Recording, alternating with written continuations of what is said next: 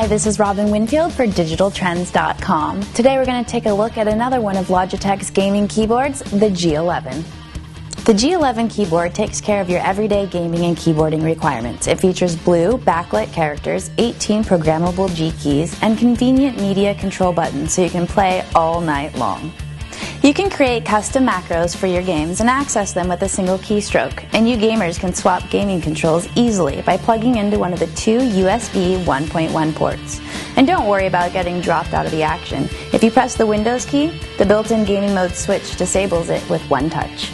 The G11 is really designed to be a gamer's keyboard. That is, unless you like to pay extra for buttons that you won't use, unless you really need backlit keys for data entry at 2 a.m. with the lights out.